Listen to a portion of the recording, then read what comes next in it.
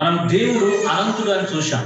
ఏమని చూశాం? దేవుడు అనంతుడు. అనంతుడు అంటే ఎల్లలు లేవు, హద్దులు లేనివాడు అని చూశాం. అందులో అనంతుల్లో 4 విషయాలు చూశాం. ఏంటిది? దేవుడు నిత్యుడు, దేవుడు సర్వశక్తివంతుడు, దేవుడు సర్వవ్యాపి, 4 దేవుడు సర్వ జ్ఞాని. సో ఈ 4 పాయింట్స్ ని మళ్ళీ ఒక్కొక్కటిగా మనం అవసరం బట్టి మనం స్టడీ చేసుకుంటూ ముందుకెళ్దాం. దేవుడు నిత్యుడు. నిత్యుడు అనే దాన్ని ఆ మొదటి పాయింట్ మనం గమనించుదాం. సో ఇంతకీ దేవుని నిత్యత్వం అనగా అర్థం ఏంటి? అంటే దేవుడు ప్రారంభకుడు. కీర్తనలు 93:2 చూస్తాం. ముగింపు కీర్తనలు 102:20 చూస్తాం. అంటే ముగింపు లేనివాడు. ఏమేమి లేనివాడు? ప్రారంభము లేనివాడు, ముగింపు లేనటువంటి వాడు. కాబట్టి ఆయన ఏమంటాం? నిత్యుడు అంటాం. నిత్యుడు అంటేనే అర్థమైంది అంటే నాకు ఆది అంతము లేనివాడు, ఆరంభము లేనివాడు, ప్రారంభము లేనివాడు, అంతం కూడా లేనివాడు, ముగింపు లేనివాడు, ఎండ్ లేని వాడిని మనం నిత్యుడు అని అంటాం. సో అంటే ఆయన ఎల్లప్పుడూ ఉనికి కలిగి ఉండేవాడు, మరి ఎల్లప్పుడూ ఉండబోతున్నాడు. ఎప్పటికీ ఉంటాడు. ఆయన ఎగ్జిస్టెన్స్ అంటే సెల్ఫ్ ఎగ్జిస్టెన్స్ గాడ్ అంటాం. అంటే ఆయనకు తనకు తానే ఉనికిలో ఉన్నవాడు. తన ఉనికిని ఎప్పుడు కూడా కోల్పోలేడు కదా. మానవుడు తన ఉనికిని ఏదో ఒక రోజు ఖచ్చితంగా కోల్పోతాడు, ఈ లోకం నుంచి వేరే అవుతాడు. కానీ దేవుడు తన స్థాయి అంటే తన ఎగ్జిస్టెన్స్ అనేది ఎప్పటికీ కోల్పోలేడు. అంత అంత ఉనికి కలిగిన వాడు. సో ఉనికిని కోల్పోలేని వాడిని మనము దేవుడు అంటున్నాం. దేవునికి తన ఉనికిలో కదలికల పరంపర ఉండదు. He has no succession of moments in his own being. అంటే ఆయన అంటే కదలికల పరంపర ఉండదు ఆయన లోపల. అంటే ఎప్పుడు స్థిరంగా ఉంటాడు, ఎప్పటికీ ఉంటూనే ఉంటాడు ఆయన. ఎప్పటికీ అంటే ఎవర్ లాస్టింగ్ గా ఉండేవాడిని మనము నిత్యుడు అని అంటాం. కాలం అంతటిని సమాన స్పష్టతో ఆయన చూస్తాడు. అయినప్పటికీ దేవుడు కాలంలో వివిధ కార్యములను ప్రత్యేకంగా చూస్తాడు, మరి కాలంలో పనిచేస్తాడు. అంటే నిత్యుడు అంటే దేవుడు కాలానికి అతీతుడు. ఆయన బియాండ్ ద టైం. బట్ మన కోసం, మనలాంటి వాళ్ళ కోసం ఆయన విత్ ఇన్ ద టైంలో కూడా రాగలుగుతాడు. ఆమేన్. ఆశ్చర్యం కదా. దేవుడు నిత్యుడు అంటే ఎలా అర్థం చేసుకోవాలంటే ఈ ప్రపంచంలో అన్నిటికంటే కష్టమైన పని అంటే తెలుసా? దేవుని అర్థం చేసుకోవడం పూర్తిగా. అంటే ఆయన యొక్క సార్వభౌమ అధికారాలను అర్థం చేసుకోవడం కష్టం. ఎందుకంటే దేవునికి 2 రకాల స్వరూపాలు ఉంటే గుర్తుపెట్టుకోండి. ఒకటి సార్వభౌమ అధికార స్వరూపం అంటే ఇది మనం పూర్తిగా అర్థం ఎప్పటికీ చేసుకోలేము. రెండోది ఏమంటారు? నైతిక స్వరూపం ఉంటుంది. నైతిక స్వరూపం అంటే దేవుడు మంచివాడు, దేవుడు పరిశుద్ధుడు, దేవుడు పవిత్రుడు, దేవుడు నీతిమంతుడు, దేవుడు న్యాయవంతుడు. ఇది మనం కొంతవరకు అర్థం చేసుకోగలుగుతాం. బట్ ఆయన సార్వభౌమ అధికారంలో మనం చాలా విషయాలు అర్థం చేసుకోవాలి. అంటే నిత్యుడు అనేది మనం ఎప్పుడంటే కాలానికి అతీతుడు, మళ్ళీ మన కోసం ఆయన కాలంలో పనిచేస్తాడు. ఆశ్చర్యం కదా. ఆయన beyond the time, but at the same time మన కొరకు ఆయన విత్ ఇన్ ద టైం లో కూడా రాగలుగుతాడు.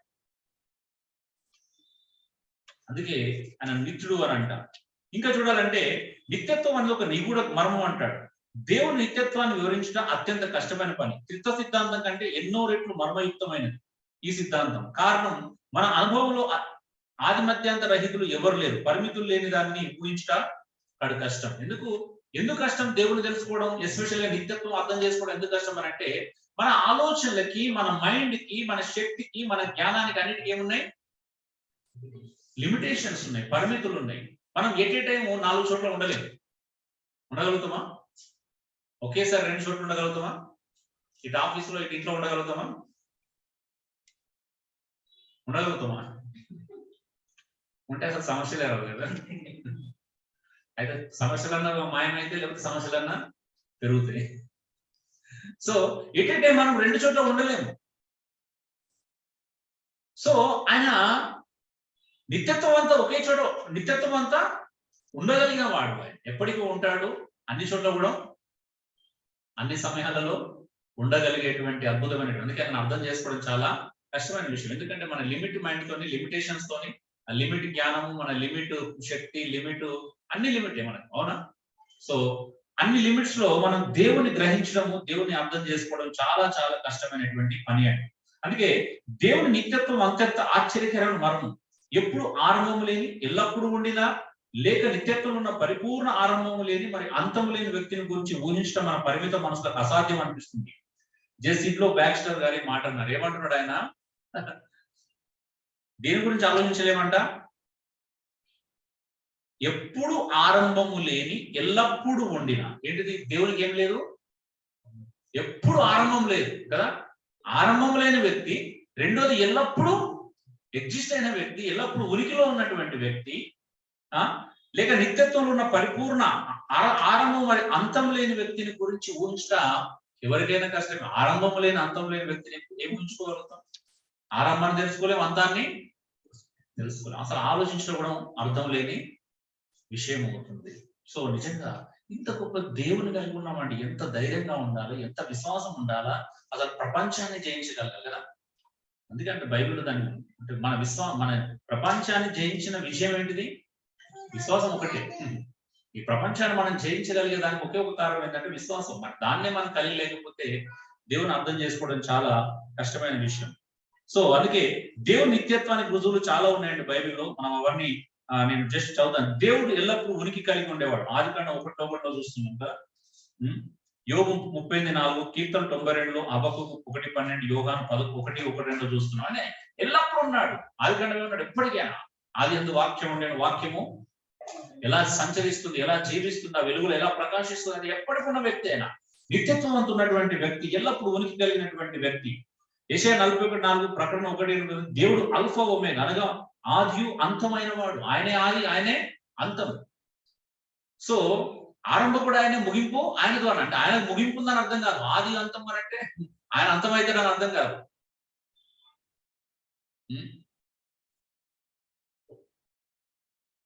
ఎవరు అడిగారంటే దేవాంతకుడు అంటే అర్థం ఏంటిదని అంటే దేవుని అంతం చేసేవాడు అన్నాడు. అట్లా ఉంటది. అంటే దేవాంతకుడు అంటే దేవుని అంతం చేసేవాడు అని అర్థం కాదు. సో అట్లా ఉంటది, మనం అర్థం చేసుకో. అంటే దేవుడు అంతమై ఉన్నాడంటే ఆయన అంతమైపోతాడో లేకపోతే ఇంకా ఆయన ముగింపు ఉంటుందని అర్థము కాదు. సో ఆశ్చర్యం కలిగించే విషయం అది కూడా. మూడోది, అన్నిటికీ అంతం ఉంది కానీ దేవుడి సంవత్సరాలకు అంతం లేదు. ఉందా? ఆయన ముగింపు ఉంటుందా?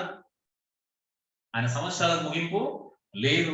ఎందుకు అని అంటే యుగ యుగములు ఆయనే దేవుడు అంటాడు. సదాకాలం ఉన్నాడు. కీర్తనలో మనం చూస్తాం, చదవండి కీర్తనలు లాంటి 90 కీర్తనలో 93 కీర్తనలో అద్భుతమైన విషయాలు ఉంటాయి. సదాకాలం ఉండేవాడు ఆయన.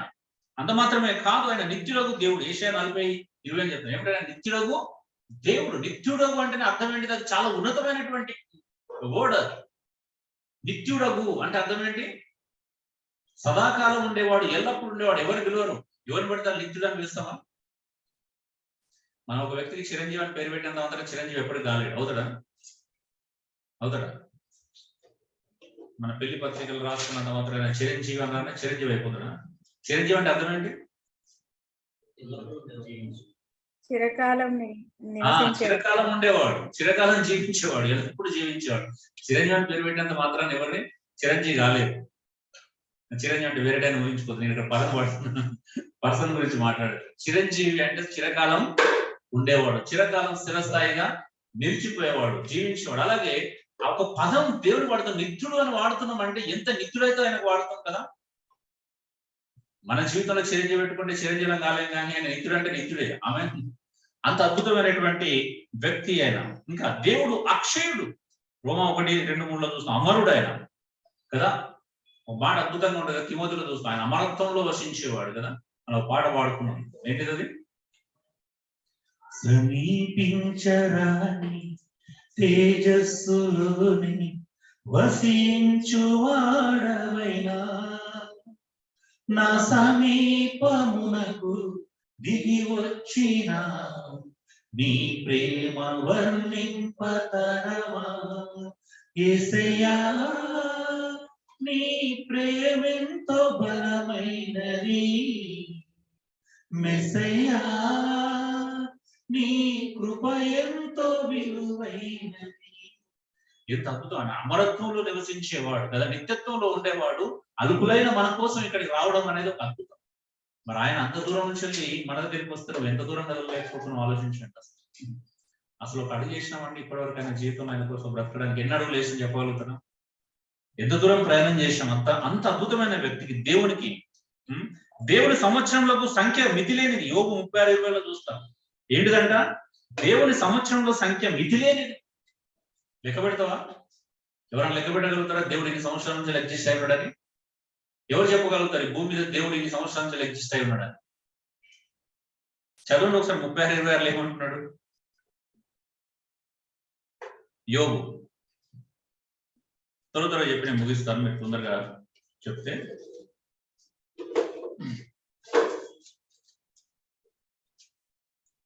ఆలోచించుము, దేవుడు మహోన్నతుడు, మనము ఆయనను ఎరుగము. ఆయన సంవత్సరముల సంఖ్య మితిలేనిది. ఏంటిదంటే ఆయన సంవత్సరంలో సంఖ్య మితిలేని దేవుడు మహోన్నతుడు. ఆయన ఎలా ఏం లెక్క పెడతాం ఆయనని? ఈరోజు నువ్వు దేవుడిని చూసే స్థాయి మారాలని, మారకపోతే నీ జీవితంలో మార్పు జరగదు. నువ్వు దేవుని చూసే స్థాయి నీ జీవితంలో మారకపోతే నీ జీవితంలో మార్పు ఎప్పటికీ సంభవించదు. ఇంకేమంటాడు 8వ పాయింట్, ఆయన 8 ఆయన దృష్టికి సంవత్సరంలో 1000 సంవత్సరాలు ఒక దినం వల్లే ఉన్నాయి కదా. పేతురు అంటాడు కదా, ఆయన దృష్టికి ఏంటంట 1000 సంవత్సరాలు ఒక దినం వల్ల ఉన్నాయంట. దినం వల్లే ఉన్నాడు. ఒక దినం అని చెప్పట్లేదు బైబిల్, దినం అని చెప్తున్నాడా, దినం వలె ఉన్నాయని చెప్తున్నాడా? తేడా ఉందా రెండింటికి? అంటే దేవుని దృష్టికి 1000 సంవత్సరాలు ఒక దినం అని చెప్పట్లేదు, దినం వలె ఉన్నాయి. ఆయన దృష్టికి ఒక దినం, ఆయన దృష్టికి అంటే కంపారిజన్ లేదు చెప్పాలి. సో ఆలోచించండి. ఆయన యుగ యుగములు జీవించును. ప్రకటన 16లో మనం చూస్తాం. ఆయన సదాకాలం ఉంటుంది, యుగ యుగములు జీవించువాడు. ఎంత స్తోత్రాలు చెల్లిస్తున్నారో చూడండి. దేవుడు సకల యుగములలో రాజు. 1 Timothy 1:17. ఆయన సంకల్పం నిత్యం ఉంటుంది. ఎఫెసీ 3 ఆయన దయా, ఆయన మన పట్ల చూపించిన సంకల్పం గురించి మనం చూస్తాం కదా. దేవుడు దయా సంకల్పం ఎంత గొప్పది అంటే, ఒక్కసారి మనల్ని చూజ్ చేసుకున్నాడు, మనల్ని ఎన్నుకున్నాడు, తన పరలోక రాజ్యంలో మనం చేర్చుకుంటాడు. అంటే మనకు ముగింపు ఉంటుందా మళ్ళీ? అంటే ఆయన మన పట్ల వేసిన ప్లాన్ కూడా, సంకల్పం కూడా ఏముండదంటే దానికి ముగింపు ఉండదు, నిత్యత్వం ఉంటుంది. మనం కూడా నిత్యత్వం అంత ఉంటామో మధ్యలో మళ్ళీ పంపిస్తారు భూమికి. నిజం చెప్పండి, ఒక్కసారి మనం పరలోక రాజ్యం చేరిన తర్వాత మధ్యలో పంపిస్తారు మళ్ళీ మనల్ని, దానికి ముగింపు ఉంటుందా? మరి ఇంత అద్భుతమైన నిత్యత్వంలో జీవించబోతున్నాం మనం, ఎలా బ్రతుకుతున్నాం అండి? అసలు మామూలు విషయం కాదు కదా అది. దేవుడు నిత్యత్వములో ఎలా బ్రతుకుతున్నాడో ఆ నిత్యత్వంలోకి మనం తీసుకెళ్ళాలనుకుంటున్నాడు. అంటే మనకు కూడా ఏముండదు, రేపు అర్థం ఉండదు, ముగింపు ఉండదు. ఎప్పుడు నిత్యత్వం అంతా పరలోక రాజ్యం అంటే అందరూ చాలా సిల్లిగా తీసుకుంటున్నారు బహుశా కదా, చాలా సిల్లి వర్డ్ అనుకుంటున్నారు పరలోక రాజ్యం అంటే. నిజమేనా? పరలోక రాజ్యం అనేది ఎంతమంది ఆర్డినరీగా ఫీల్ అవుతున్నారు? అసలు ఆలోచించారు ఎప్పుడైనా? నేనేంటి పరలోక రాజ్యం వెళ్ళడం ఏంటని ఆలోచించినా? వెళ్ళడం ఒక ఎత్తు అయితే, అక్కడ నిత్యత్వం అంతా బ్రతుకుతాం అంటే, ఎటర్నిటీ అంట, కంప్లీట్ ఏంటంటే ఎటర్నల్ లైఫ్ అంతా అక్కడ జీవిస్తూనే ఉంటాడు. మనం ముగింపు ఉంటుందా? ఉండదు ఇంకా. అరే ఇంత అద్భుతమైన జీవితాన్ని ఎలా కోల్పోతాం చెప్పండి? నిత్యత్వం అంతా ప్రభుతో, దేవునితో, ఆయన రాజ్యంలో గడిపేటువంటి ఇంత గొప్ప కృపను ఎలా మీరు అపార్థం చేసుకుంటున్నారో ఆలోచించండి. ఎందుకంటే నేను ఏం చెప్పగలుగుతాను చెప్పండి? ఇంకా దేవుడు వర్తమాన భూత భవిష్యత్ కాలంలో ఒకసారి ఉండగలడు, ఒకేసారి ఉండగలడు ఆయన కదా. ఆయన పాస్ట్ లో ఉండగలుగుతాడు, ప్రెసెంట్ లో ఉండగలుగుతాడు, ఫ్యూచర్ లో. ఎవరైనా ఉంటాం అలాగా? ఎవరి వల్ల కాదు. పాస్ట్ లో, ప్రెసెంట్ లో, ఫ్యూచర్ లో ఉండడం ఎవరి తరం కాదు. దేవుని వల్ల అంత నిత్యుడు ఆయన.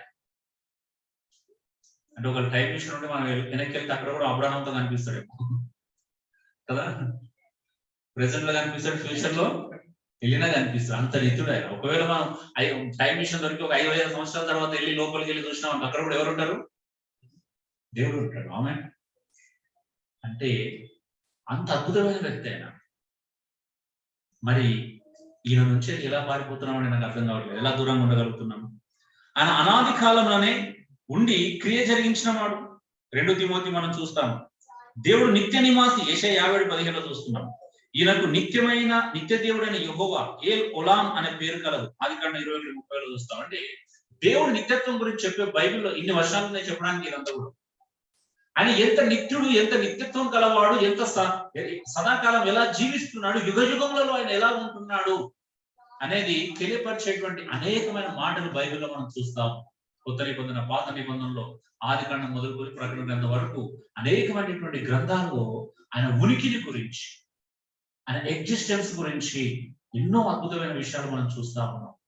మరి అంత ఉన్నతమైన వ్యక్తి ఈ రోజు నీతో మాట్లాడుతున్నాడు, నీ దగ్గరకు వచ్చాడు, నిన్ను మార్చాలని చూస్తున్నాడు అంటే ఒక్కసారి ఆయన తల వంచితే ఏమైతుందని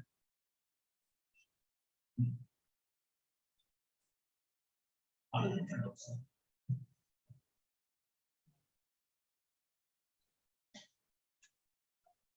ఏం పోతుందో చెప్పండి, ఏముందని మీకు పోవడానికి? కొన్ని అదనే చెప్పండి, నాతో షేర్ చేసుకోండి. అన్న నేను దేవునికి లోపడితే మేము ఇవన్నీ కోల్పోతాం, అవన్నీ చెప్పండి.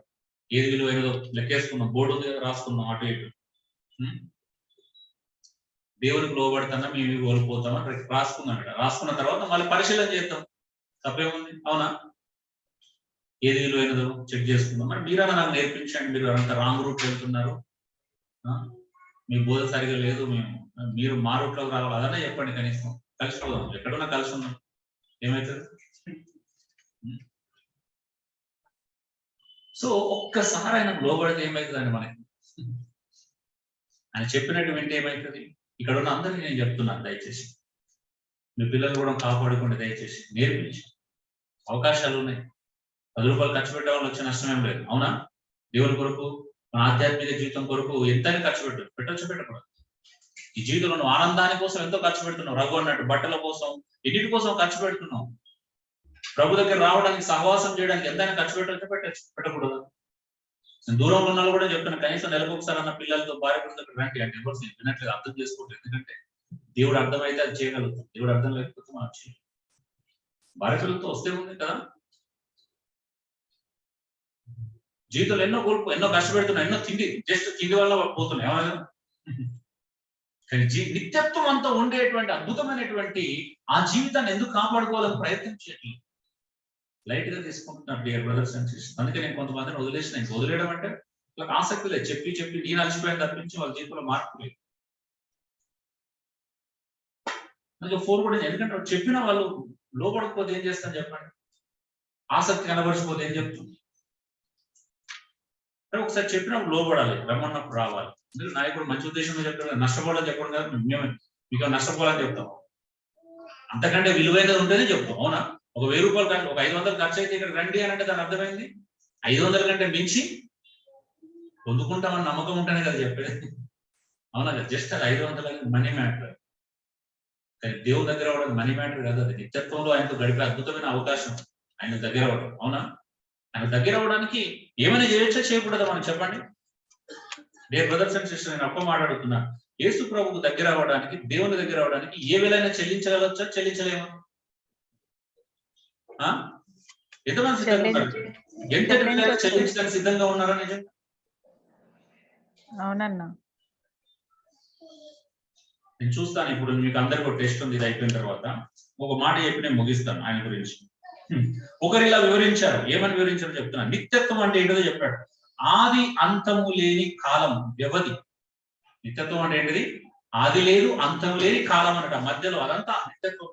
దానికి ఆది లేదు, అంతం లేదు. ఆ కాల వ్యవధిని ఏమంటాం? నిత్యత్వం. ఆ వ్యవధిని, ఆ సమయాన్ని నిత్యత్వం అంటాం. 2, ఎల్లలో పరిమాణం లేని ఉనికి. ఏంటిది?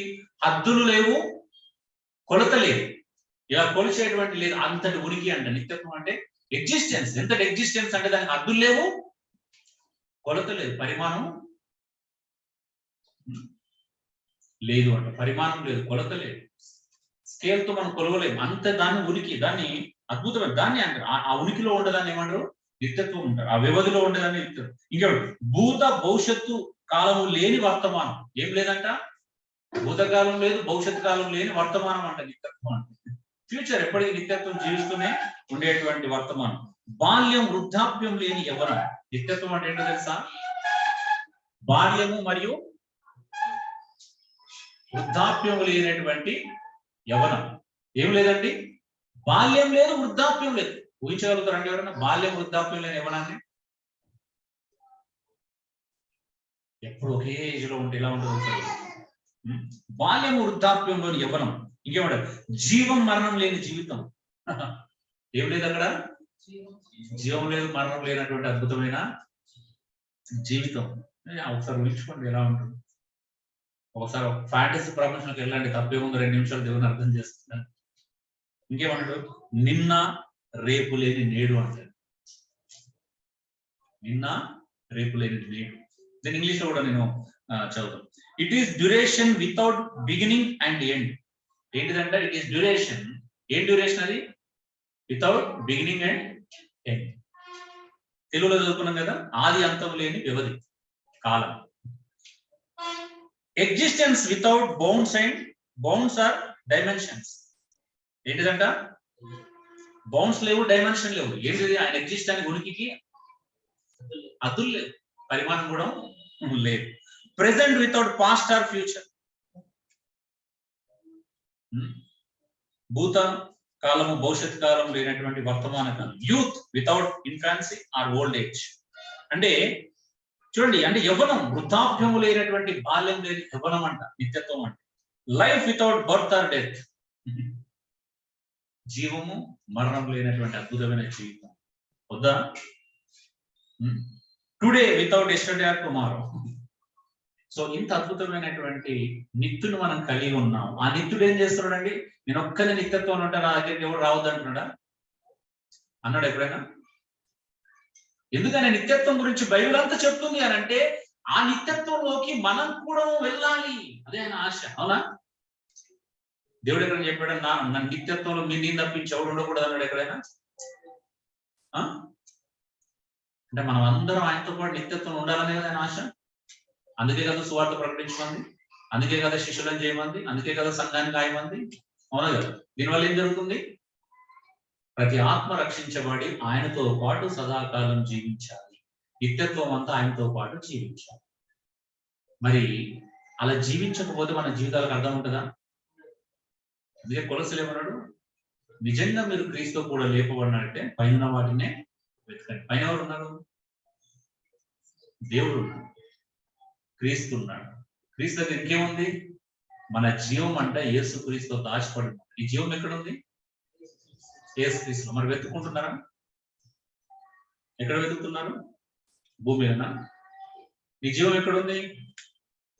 పరలోకంలో తండ్రి పక్కన కూర్చున్నటువంటి యేసు క్రీస్తులు దాచిపడి ఉన్నాయి. నువ్వు ఎక్కడ వెతుకుతున్నావు? మరి నా ప్రాణం అక్కడ ఉంటే నేను ఎక్కడికి చాటుతున్నావా? నా వల్ల కాదు ఇక్కడ. అంటే నా ప్రాణం అక్కడ ఉంది, అందుకే నేను పైకే చూస్తాను, ఇది చూడలేదు. నా ప్రాణం అక్కడ ఉన్నప్పుడు, నా జీవం అక్కడ ఉన్నప్పుడు నాకు ఇక్కడేం పనండి? నా ప్రాణము, నా జీవము ఆయన యందు దాచబడి ఉన్నది, పరలోకమందు ఉన్నది. అది నేను ఈ లోపల యాత్రికుని, పరదేశిని అని ఎన్నిసార్లు చదువుకుంటా ఉన్నాము. మళ్ళీ ఏం చేస్తున్నాం అంటే మళ్ళీ ఇక్కడే బ్రతకడానికి సిద్ధపడుతుంది. విచిత్రంగా ఉంది.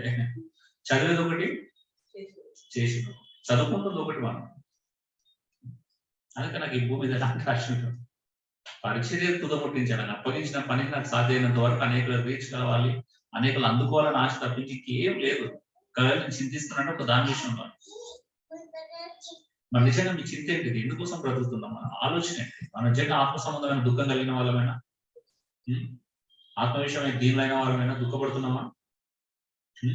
ఇతర ఆత్మల గురించి చింతిస్తున్నామా? మన ఆత్మల గురించి చింతిస్తాం. నీ ఆత్మ, నీ ప్రాణం అంతా కూడా పరలోకం ఉంది, దాని కొరకు ఏదో చూస్తున్నావా? దాని కొరకే ప్రార్థనాడుతున్నావా? అరే ఇంత గొప్ప దేవుని కలిగి ఉన్నామంటే ఆయన నిత్యుడు మనల్ని కూడా ఆ నిత్యత్వం అంతా బ్రతకాలని చెప్తున్నాడు ఇదంతా. అవునా?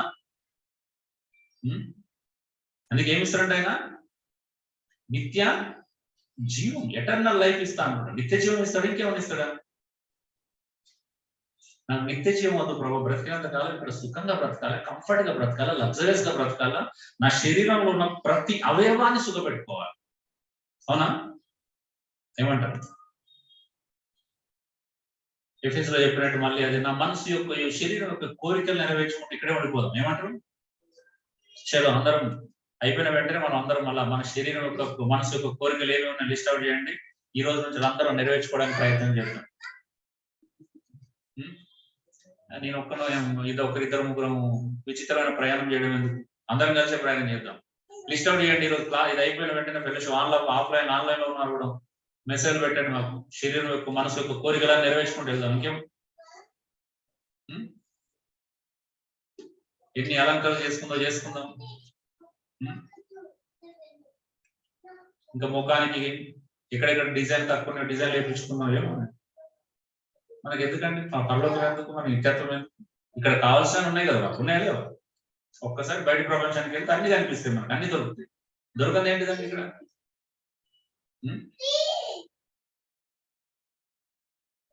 పరిచర్యకు మనం 10 రూపాయలు లేకపోయినా పర్వాలేదు, కానీ బ్యూటిషియన్కి వెళ్ళి మనం బ్యూటీ పార్లర్కి వెళ్ళి 1000-2000 ఖర్చు పెట్టుకోవచ్చు. ఎంత గొప్ప విషయం మనది. మనం ఎంత త్యాగం చేసుకోవాలి. ఆ మాత్రం బతకపోతే ఈ లోకం ఎలా ఒక ఆత్మ గురించి మనకి ఎందుకు చింత? ఎంజాయ్ చేద్దాం లైఫ్. ఏమంటారు? మాకెందుకండి పిచ్చి, మేము కూడా మీతో కూడా ఎంజాయ్ చేయాలనుకుంటున్నాం. తీసుకెళ్ళండి మమ్మల్ని కూడా. మీరు రెడీ ఏంటంటే మీరు హోటల్కి వెళ్ళినప్పుడు ఒక ఫోన్ కాల్ చేయండి, మమ్మల్ని కూడా తీసుకెళ్ళండి. ఆ పిజ్జా హట్ లేకపోతే ఇంకెక్కడికైనా పోయినప్పుడు మమ్మల్ని కూడా తీసుకెళ్ళండి. ఏమంటావు ఐజాక్?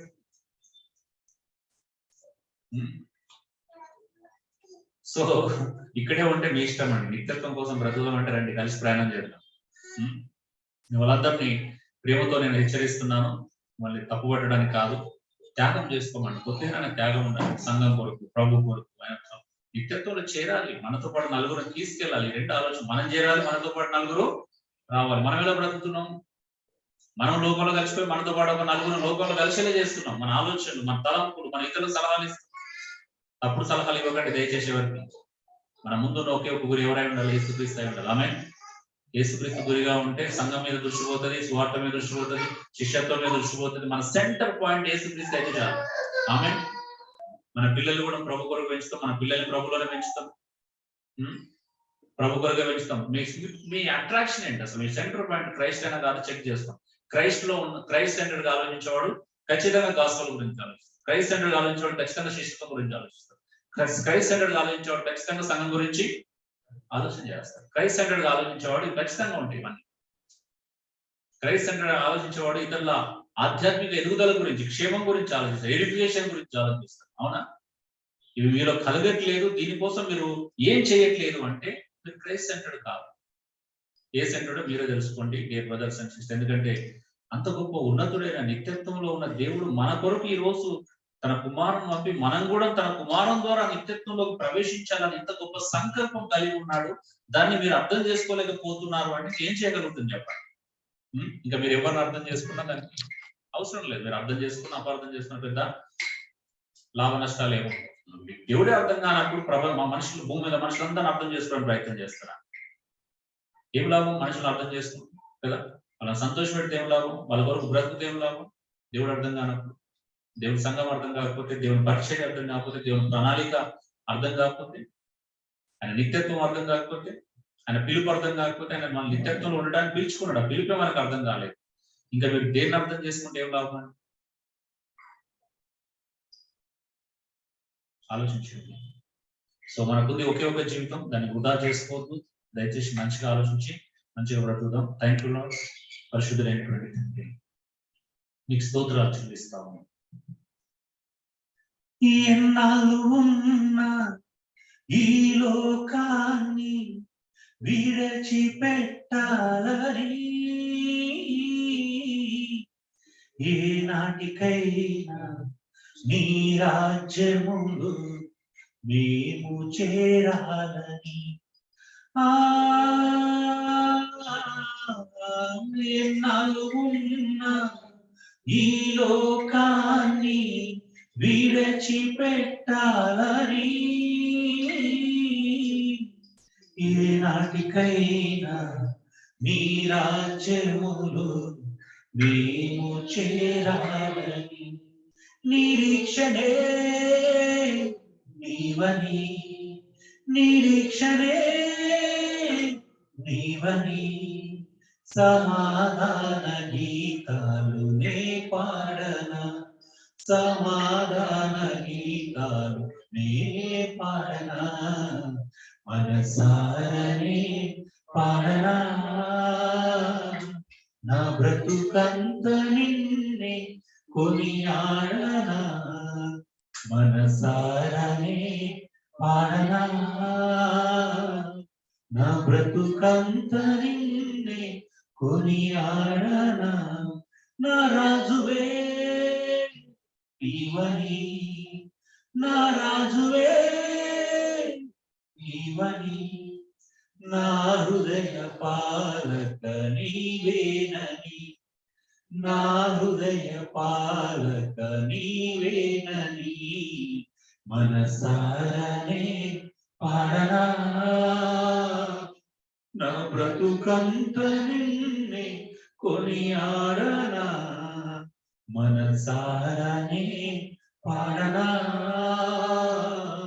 నా బ్రతుకంత నిన్నే కొనియాడనా. పరిశుద్ధమైనటువంటి తండ్రి, మహోన్నతుడైన మా దేవ, ఎంత గొప్ప దేవుడు ప్రభు. దయచేసి నేను ప్రేమించడం నేర్పించండి ప్రభు, నీకు లోబడం నేర్పించండి. నీ ప్రేమ యొక్క పొడుగు, వెడల్పు, ఎత్తు, లోతు ఎంతో గ్రహించే శక్తిని ఇవ్వండి. మీరు మాయడల వినియోగపరుస్తున్న కనబరిచినటువంటి ఆ బలాక్షయాన్ని మేము తెలుసుకుంటే జ్ఞానం ప్రత్యక్షత గల మనసు మాకు దయచేయమని వేడుకుంటున్నాం. లేకపోతే మేము నశించిపోతాం ప్రభా, నాశనం అవుతాం.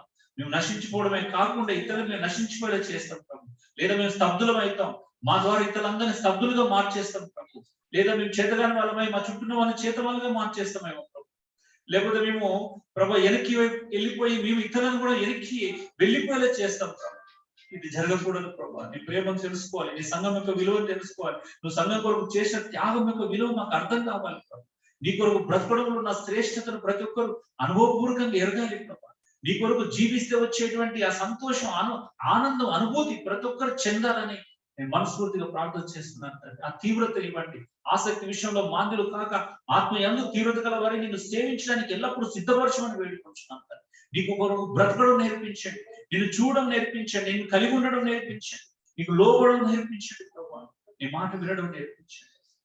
లేదు అంటే ప్రజలు నాశనం అయిపోతారు. మీరు నాశనం కాబట్టి ఇతరుల నాశనానికి కారణమైపోతారు. ఇతరులను బలహీన పడడానికి కారణం అవుతామేమో. ఇతరులని ప్రభా వీక్ చేస్తాం ప్రభా. ఇతరులు తొట్టిపడడానికి మేము కారణం అవుతాం. నిజమే ప్రభా. నువ్వు సంఘంలో ప్రతి విశ్వాసిని నీ శరీరంలో అవయవాలుగా మార్చుకున్నావు. ఒక అవయవం శ్రమ పడితే దానితో పాటు మిగతా అవయవాలు శ్రమ పడతాయి. ఒక అవయవం బలహీన పడిపోతే దానితో పాటు మిగతా అవయవాలు బలహీన పడిపోతాయి. ఒక అవయవం ఘనపరచబడినప్పుడు మిగతా అవయవాలు కూడా దానితో పాటు ఘనపరచబడాలన్నట్టుగా నువ్వు శరీరాన్ని నిర్మించుకొని ఉన్నావు. కానీ శరీరాన్ని ఎవరు అర్థం చేసుకోలేకపోతున్నారు. ఒక అవయవం బాగలేకపోతే మిగతా అవయవాలకు బలహీన పడిపోతే నాకు కామన్ సెన్స్ మిస్ అవుతున్నాం. పౌలు అన్నట్టు మీరు తొట్టిల్తే నేను తొట్టిల్లనా, మీరు బలహీన పడిపోతే నేను బలహీన పడిపోనా అని తన సంఘంతో తనకున్న అనుబంధాన్ని, తనకున్న లింకును ఎంతో అద్భుతంగా వివరించాడు. కానీ ఈరోజు అర్థం కావట్లేదు. ఒకరు రాకపోతే ఒక నాయకుడు బలపడతారు, సంఘంలో ఇద్దరు బలహీన పడిపోతారు. ఒకరు వచ్చినప్పుడు ఇద్దరు ధైర్యం చెందుతారు, బలం పొందుకుంటారు అనే చిన్న లాజిక్ ప్రభు స్థానిక సంఘానికి అర్థం కావట్లేదు. చాలా మంది బలపరచట్లేదు ప్రభు, బలహీనత కారణం అవుతున్నారు. మేము బ్రతకాలని చూస్తే ఇతరులు బలహీన పరుస్తున్నారు ప్రభు. నీ కొరకు జీవించాలని చూసేవాళ్ళు కూడా వీక్ చేస్తున్నటువంటి సిచ్యువేషన్స్ సంఘంలో మేము చూస్తున్నాం ప్రభు. దయచేసి కనికరించండి. ఒకరినొకరు ప్రోత్సహించుకునేటువంటి ఆ ఫిజికల్ గ్యాదరింగ్ కి ప్రాధాన్యత ఇవ్వడానికి సహాయం చేయొచ్చు. నువ్వు నీ మాటనే ప్రభు మేము కల్పించుకోవట్లేదు. నీ రాకడ సమీపిస్తున్నది మరి ఎక్కువగా మేము కలుసుకోవాలన్నావు. కానీ మేము మరి ఎక్కువ కాదు ప్రభు. ఉన్న ఒక్క అవకాశాన్ని కూడా మేము సద్వినియోగం చేసుకోలేకపోతున్నాం.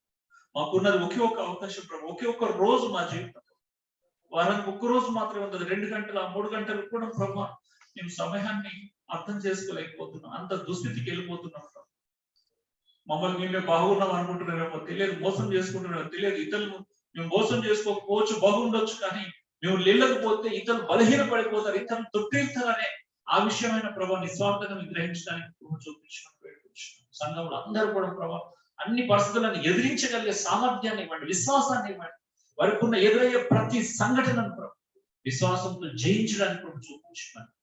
మా ప్రార్థనలు వింటున్నందుకే నీకు స్తోత్రాలు చెల్లిస్తుంది. ఎవరు ఎక్కడున్నా వారు స్థానికంగా ప్రభా సహవాసం చేసే కృపలోకి ఎదగడానికి సహాయం. విన్న వాక్యం అందరి హృదయం ఫలింపొచ్చి నిత్యతో అంతా నీతో ఉండబోతున్న వారు ప్రభా. ఈ క్షణిక ఆవేశంలో ఈ క్షణికమైన విషయాల గురించి, ఈ నశించిపోయే క్షేమ విషయాల గురించి, క్షీణించిపోయే విషయాల గురించి ఆలోచించకుండా అక్షయత పైన దృష్టి పెట్టడానికి అందరికీ కృప చూపించు. నాశనం లేనటువంటి ప్రభా ఆ జీవితం గురించి ఆలోచించడానికి కృప చూపించాను. పౌరులాగా నేను వెనుకున్నవి మరిచి నేను ముందున్న దానికోసం పరిగెడుతున్నాను అన్నట్టుగా, నాకు ఏవైతే లాభకరమైన సమస్తాన్ని నష్టపరుచుకొని పెంటతో సమానంగా ఎంచుకుంటున్నాను, అతి శ్రేష్టమైన క్రీస్తు జ్ఞానం సంపాదించుకోవడానికి అన్నట్టుగా ప్రతి విశ్వాసి అట్టి ఆలోచన దృక్పథం కలిగి ఉండేందుకు సహాయం చేయించు. నీ బిడ్డలందరినీ నీ కృపను, శక్తిని, బలము సమృద్ధిగా అందరింపచేయడం. వెనుకడుగు వెయ్యని శక్తిని ఇవ్వండి ప్రభా, దిగజారని శక్తిని ఇవ్వండి, కాంప్రమైజ్ కాని శక్తిని ఇవ్వండి ప్రభా, బలపడే శక్తిని ఇవ్వండి ప్రభా, బలహీనంగా ఆలోచించిన శక్తిని ఇవ్వమని వేడుకో. వీరందరూ మీ చేతులకు అప్పగిస్తుంది. మా ప్రార్థనలు విన్నందుకు యేసు దివ్యనామములో వేడుకుంటున్నాను. ఆమేన్.